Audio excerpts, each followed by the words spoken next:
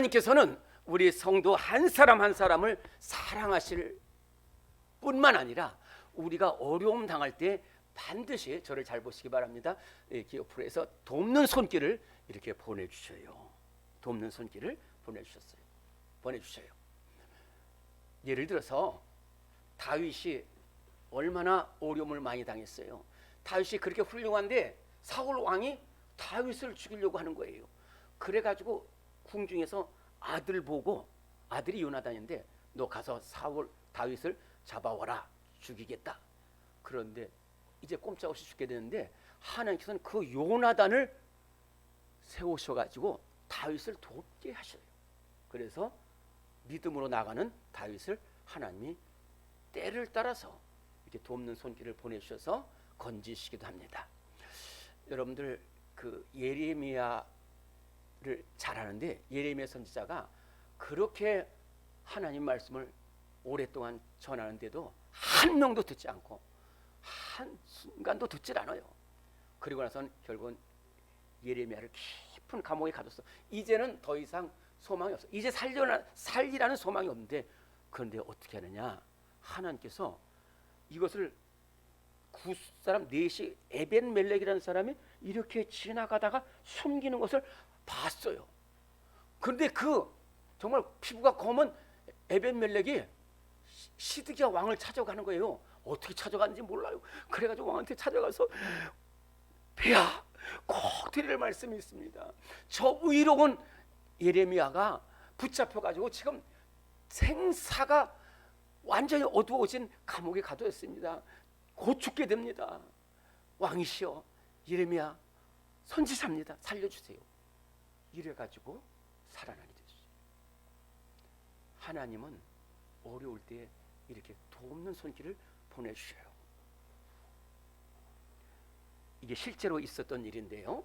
한 용족공이 혼자서 일을 하다가 산 중턱에 있는 공장에서 일을 하다가 갑자기 가스가 폭발하면서 이 공장이 무너지고 흙이 다 피어가지고 그냥 공사 중에 가스가 터져가지고 이 용접공이 땅속에 묻혀버렸어요. 실제적으로 있었던 일인데, 그런데 이 용접공이 그 순간에 절망성에서 하나님 돕는 손길을 보내주세요. 돕는 손길을 보내주세요. 자기는 어떻게 할 수가 없어요. 그렇게 기도했는데요, 놀라운 일이 나타났습니다. 그 산 아래에 절친한 친구가 있어요. 용접공에. 그 절친한 친구가 그냥 집으로 돌아가려다가 갑자기 그 친구가 보고 싶어요. 안부가 궁금해졌어요. 그래가지고 그 친구한테 올라갔어요. 차를 타고. 근데 올라가 보니까 이게 웬일입니까? 막 흙이 파여졌고 공장이 다 무너져 버린 상태예요. 이 친구 어디 갔지? 혹시 죽은 건 아닌가?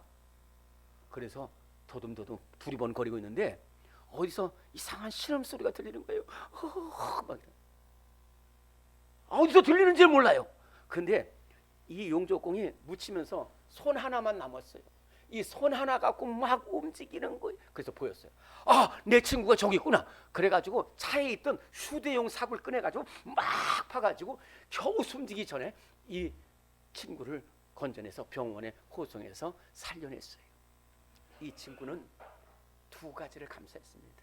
친구에게 감사했고요, 기도했더니 하나님께서 이 친구를 보내주신 주님의 은혜, 이것이 너무너무 큰 은혜라서 일평생 주님의 은혜를 간증하면서 살아가고 있다는 소식을 들었습니다.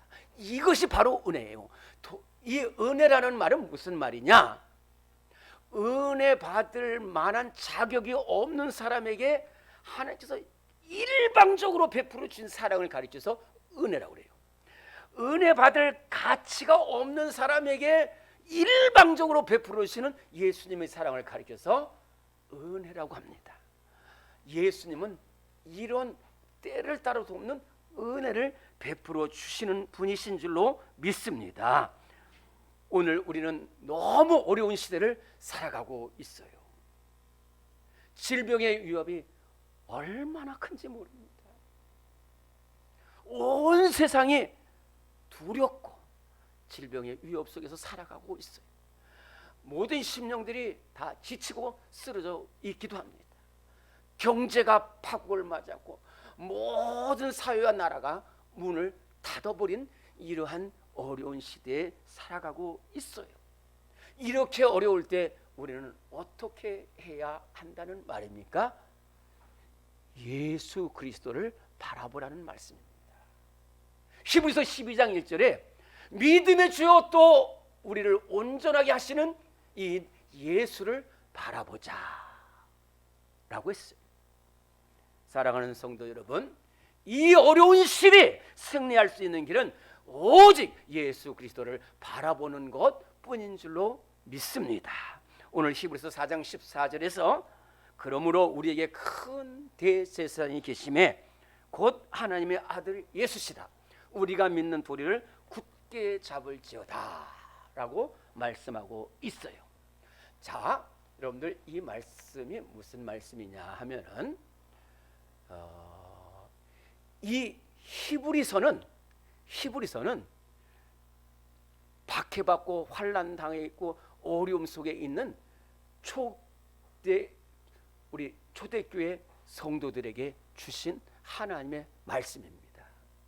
초대교회 성도는 한 가지만 어려움 당이 아니라 여러 가지로 어려움 당했어요. 지난주에 말씀대로 여러 가지 어려움을 당했어요. 가난하기도 했고 쫓겨나기도 하고 핍박받기도 하고 굴 속에 숨기도 하고 질병의 위협 속에서 시달리기도 했고 여러 가지의 환난과 시험이 많았어요. 그때에 이 유대에 있는 그리스도인들이라고 하는데 유대 그리스도인들은 더 어려움을 많이 당했어요. 그래서 이런 환난을 당하고 있는 성도들이 중에는 이런 생각을 가진 사람이 나타나기 시작합니다. 야, 이렇게 어려운데 내가 끝까지 믿음을 지켜야 하는가? 이렇게 생각하는 사람도 있고, 두 번째는 내 믿는 친구를 보니까 어려움을 당했는데 부잣집에 가서 돈 얻어가지고 사업을 해버리는데 잘 되는 것 같아요. 또 그러면 내 친구 한 명은 믿음을 버리고 이단으로 가버렸어요. 이단으로. 또 하는 친구는 그 나 이제 교회 필요 없어. 나는 예수님 몰라.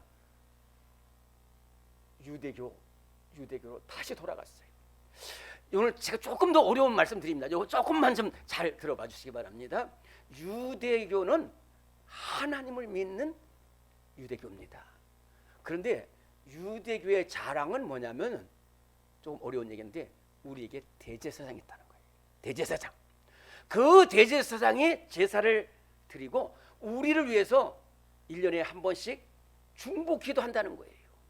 그런데 기독교에는 대제사장이 없다는 거예요. 눈에 보이는 제사장이 없다는 거예요. 그래서 우리는 유대교로 돌아간다는 거예요. 그때 주신 말씀이 오늘 말씀이 아니라는 것이에요. 그것이 아니라는 거예요. 그 대제사장이 아니라는 거예요. 이스라엘 백성들이 대제사장은 그 자신 잘못된 사람이 많았어요. 엘리 제사장 같은 경우는 무지한 길로 가라갖고 잘못된 길로 갔고 그 아들도 잘못된 길로 가서 이스라엘 나라가 망하고 또한 온 집안이 망했어요. 그런데 진정한 대제사장이 누구냐? 바로 예수님이시라는 거예요. 우리의 아픔을 아시는 제사장이 누구냐? 예수님이시라는 거예요. 그리고 예수님은 십자가를 지신 예수님이셔요. 그리고 선한 목자 되신 예수님이 바로 우리 진정한 대제사장 예수님이라는 이 말씀입니다. 요한복음 10장 11절에서 예수님은 나는 선한 목자라 선한 목자는 양들을 위하여 목숨을 버린다라고 했습니다. 그렇습니다. 예수님은 선한 목자 되셔서 우리의 처지와 형편을 알고 계십니다. 예수님은 선한 목자 되셔서 우리의 아픔을 잘 알고 계십니다. 사랑하는 성도 여러분, 누가 나의 아픔을 압니까? 나의 아픔을 아는 사람은 고통을 겪어본 사람이 알아요. 아무나 아는 게 아니에요. 예수님은 우리보다 가장 큰 고통, 십자가 고통을 견디셨어요. 그래서 우리의 형편을 잘 아시고 우리의 연약함을 잘 아셔요.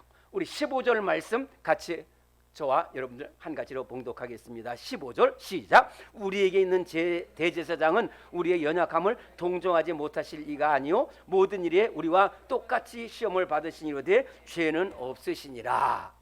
무슨 말입니까?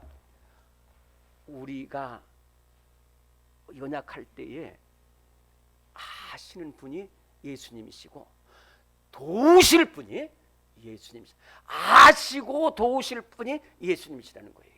첫째로 우리가 인생의 큰 풍랑을 만날 때 우리를 도우실 수 있는 분이 예수님이셔요. 이 성경에 나오는 말씀입니다. 예수님께서 제자들과 함께 있다가 너희들은 저쪽에 가서 복음을 전하고 또 전도하라고 하면서 제자들을 보냈어요. 그리고 예수님은 홀로 산으로 고개를 들고 잘 봐시면 홀로 산에 올라가셔서 기도했어요. 그런데 제자들이 예수님 떠나서 막 이렇게 가는데 큰 풍랑을 만납니다. 이 갈릴리 바다가 큰 바다는 아닌데도 한번 풍랑이 일어나면 걷잡을 수 없는 풍랑이 됐어요. 그래서 우리가 죽게 됐다 이렇게 생각하는데 어느새 예수님이 찾아오셔가지고 두려워하지 말라 그러면서 풍랑을 잔잔케 해주셨어요. 이게 무슨 말이냐면요, 예수님이 우리의 풍랑을 아신다는 말이에요. 예수님은 홀로 기도하셨어요. 혼자서 기도하셨는데 기도하는 순간에도 제자들이 어떻게 됐을까 생각을 한 거예요. 근데 푹 바람이 불어오니까 제자들이 큰 풍랑을 만났겠구나. 그래서 기도를 하시면서도 또 다시 풍랑 가운데 찾아오셔가지고 제자들을 건지셨다는 것입니다. 사랑하는 성도 여러분, 우리가 인생의 풍랑을 만날 때 멀리 계시지 아니하시고 가까이 계시고 우리를 찾아오셔서 해결해 주시는 분이 바로 예수님이신 줄로 믿습니다. 두 번째로는 우리의 궁핍함을 채워주시는 분이 예수님이셔요. 여러분들, 예수님의 말씀을 듣기 위해서 수많은 사람들이 벳세다 들녘까지 갔습니다. 그런데 선한 목자 되시는 예수님은 그렇게 말씀을 들어온 그 사람들을 보면서 저 사람이 배가 고프겠구나, 우리 문지연 형제가 배가 고프겠구나, 김선의 자매가 참 궁핍하겠구나, 예를 들어서 그래가지고 소년이 가져온 그 떡을 가지고 하나님께 기도하시고 다 나누셔서 배불리 먹게 하셨다는 겁니다. 우리가 궁핍하고 연약할 때에 우리를 찾아와서 해결해 주시는 분이 오직 예수님 뿐이신 줄로 믿습니다. 세 번째로는 질병 중에도 우리 연약함을 아시고 찾아오셔요. 예수님은 귀신 들린 사람을 회당에서 봤어요. 여러분, 귀신 들린 사람이 얼마나 힘들겠어요. 걸어서 군대 귀신 들린 사람도 있습니다. 무려 2,000명이 되는 그런 그 악령이 그 사람을 사로잡고 있을 때 얼마나 힘들겠어요. 그러나 예수님은 능력도 있으시지만은 그 아픔을 아셨어요. 그래서 회당에 나온 그 귀신 들린 사람을 향해서 너 귀신아, 그 사람에게서 나오라 하시니까 막 경련을 일으키고 그 사람이 죄에서 해방됐고 또 귀신 들린 데서 해방이 됐어요. 예루살렘 양문 곁에 베데스다 연못가 있습니다. 거기에 한 환자가 누워 있었어요. 1년 2년이 아닙니다. 10년이 아닙니다. 이제는 병 고칠 수도 없고 더 이상 병이 나으리라는 소망도 갖지 않은 이 병자가 바로 38년 된 병자인데 예수님께서 그를 불쌍히 여기셔서 찾아가십니다. 그리고 침상을 들고 일어나 걸으라면서 그 사람을 살려주셨어요. 사랑하는 성도 여러분, 오늘 우리 질병을 가지고 있는 성도들이 있을진데 예수님을 바라보시기를 바랍니다. 우리의 아픔을 아시는 예수님께서 우리를 찾아오시고 또 고쳐주실 줄로 믿습니다. 오늘 말씀은 이 어려운 시대를 살아가는 성도들에게 어떻게 해야 승리할지를 두 가지로 말씀하고 있습니다. 첫째는 믿음에 굳게 서라는 것입니다. 우리 오늘 14절 말씀 같이 저와 여러분이 한 목소리로 봉독하겠습니다. 14절 말씀 시작. 그러므로 우리에게 큰 대제사장이 계시니 승천하시니 곧 하나님의 아들 예수시라. 우리가 믿는 도리를 굳게 잡을지어다. 아멘. 어려움 속에서도 믿음을 굳게 잡고 흔들리지 말고 나가면은 반드시 주님께서 때를 따라 돕는 은혜를 베풀어 주신다는 말씀입니다.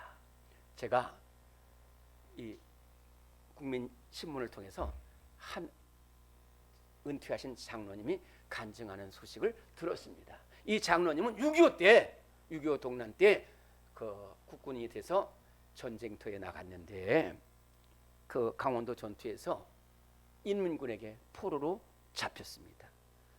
자기뿐만 아니라 수많은 사람들이 묶여가지고 끌려가는 절박한 상황, 언제 죽을지 모르고 언제 총에 맞아서 죽을지 모르는 이러한 절박한 상황인데 갑자기 이 말씀을 주시라는 거예요. 예수님 때를 따라 돕는 은혜를 베풀, 너 믿음 흔들리지 말라.